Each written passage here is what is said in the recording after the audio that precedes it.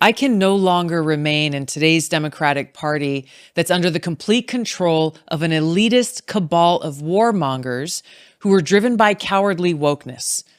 Former US Congresswoman Tulsi Gabbard has quit the Democratic Party. You may have seen her on Joe Rogan or Fox News telling her story. Basically, she accuses Democrats of abandoning the middle class.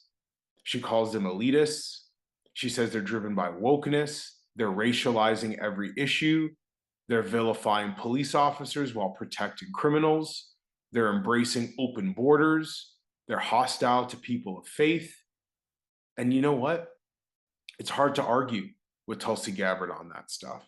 She's right. That is what the political left has become. But it's surprising to see her quit the Democratic Party because she was once believed to be the future of the Democrats. Back in 2020, she ran for the Democratic nomination for president, ultimately losing to Joe Biden.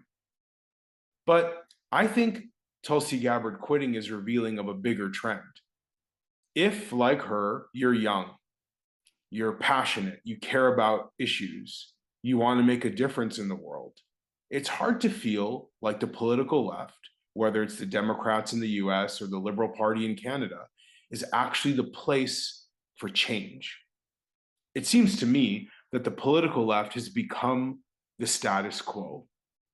Whether we're talking about corporate boardrooms, we're talking about bureaucracies, university campuses, anyone out there who's looking to make change is unlikely to find the political left actually pushing back against centers of power.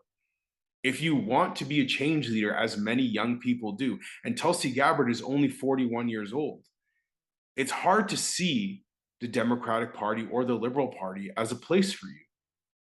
If you want to push for change, you want to bring about a new way of doing things for your country, for your community, you want to bring new ideas to the table, you want to challenge powerful elites, seems to me that it's right-wing parties, it's the political right that allows for that in this time, in our generation. So although it might be surprising to see Tulsi Gabbard quit the Democrats, I'd argue it's a sign of the times. We're seeing more young people gravitate to the Conservative Party of Canada under the leadership of Pierre Poilievre. And that may be a trend that goes beyond Canada as well. As more and more young people realize that they're being handed an economy that isn't working, a culture that's leaving them unsatisfied, and a society that seems to be leaving far too many of us behind.